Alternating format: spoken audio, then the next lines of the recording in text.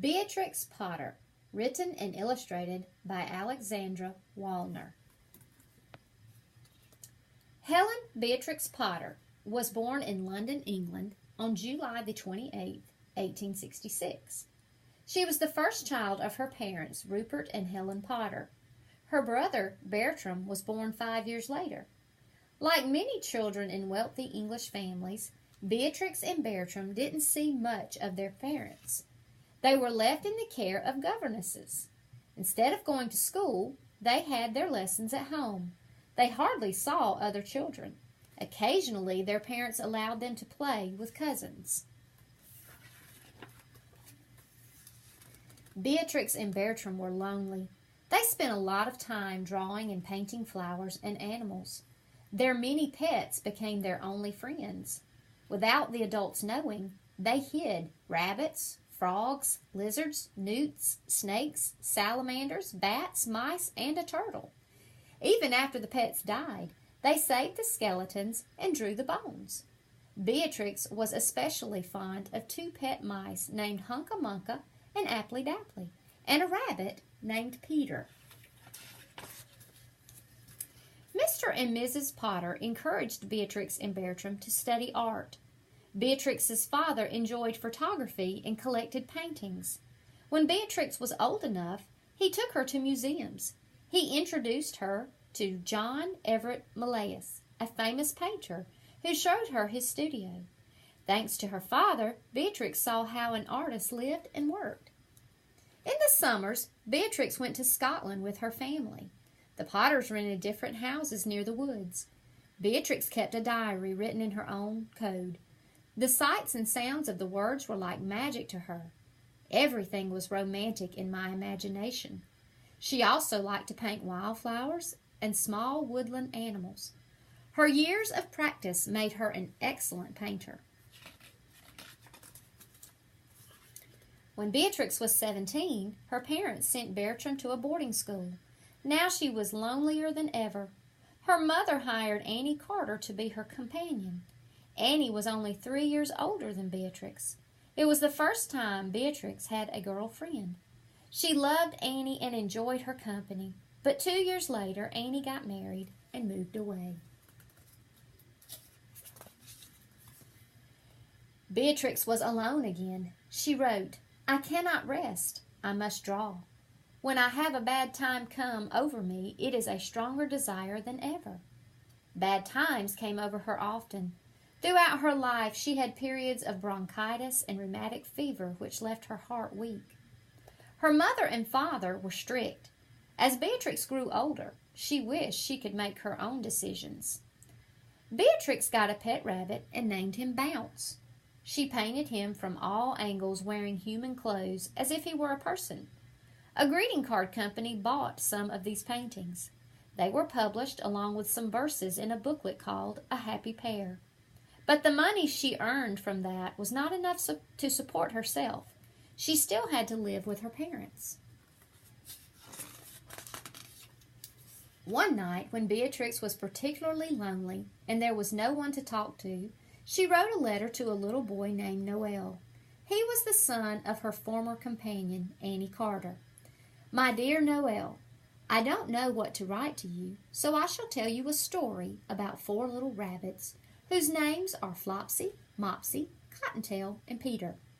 She wrote the first version of the tale of Peter Rabbit, although she didn't know it at the time. She didn't think about writing other stories because she was more interested in making drawings and keeping notes on science.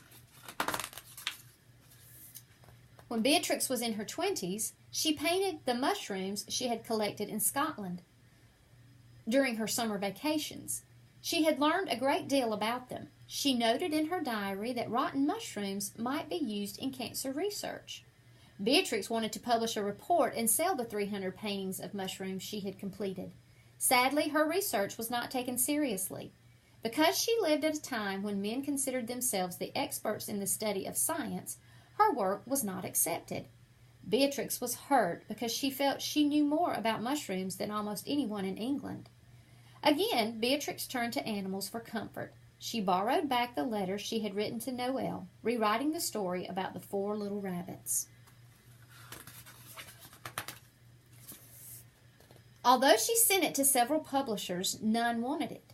Beatrix did not give up. In 1901, she decided to have 250 copies of the story printed herself. Beatrix gave them to friends. The rest she left with local bookstores. She was encouraged when they quickly sold out. An editor at Frederick Warren Publishers saw one of the books. He wanted her to make the drawings larger and to rewrite the story. Beatrix was excited. She agreed to rewrite the text, but would not enlarge the pictures. The book needed to be small, she told him, so that children's hands could hold it easily. Beatrix got her way, and The Tale of Peter Rabbit was published in 1902 when Beatrix was 36 years old. The book was very popular and made a lot of money for her. In 1905, Beatrix bought Hilltop Farm in the rural Lake District of England. But Beatrix remained living at a home because that was expected of an unmarried daughter. When she could get away from her parents, she stayed at Hilltop and wrote tales of mice, rabbits, squirrels, foxes, cats, dogs, and farm animals.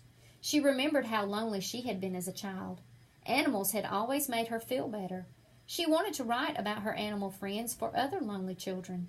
She wrote of a pet hedgehog named Mr. Tiggywinkle and a pet duck called Jemima Puddle Duck. When Beatrix wasn't writing, she tended her garden and took care of her animals. She kept cows, sheep, pigs, and chickens. Finally, Beatrix was doing what she wanted and was happy. Beatrix sent her stories to Norman Warren, who was now her editor. They wrote many letters to each other.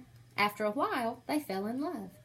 In 1905, Norman proposed to Beatrix. Although her parents did not want her to marry, she accepted. But she never married Norman. Suddenly, he became sick and died.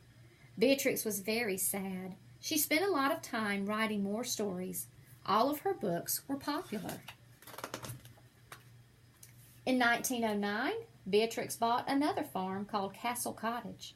During the purchase, she met a lawyer named William Heelis. They both enjoyed animals and farming. They fell in love and were engaged in 1912. Again, Mr. and Mrs. Potter disapproved.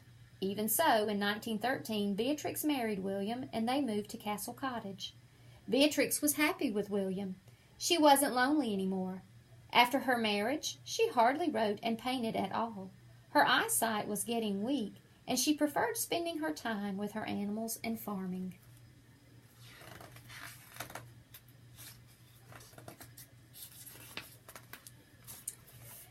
Beatrix bought many surrounding farms and turned the houses into museums. She also wanted to keep the woods and fields the way they were, so she had footpaths created for the tourists who visited the lakes.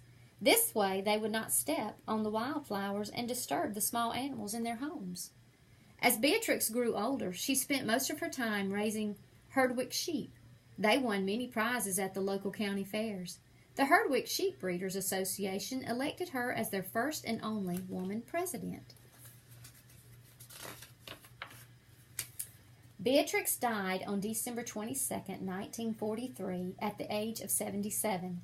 She had written 23 tales and other books which were read by children around the world.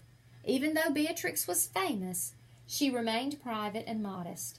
If I have done anything, even a little, to help small children on the road to enjoy and appreciate honest, simple pleasures, I have done a bit of good, she said.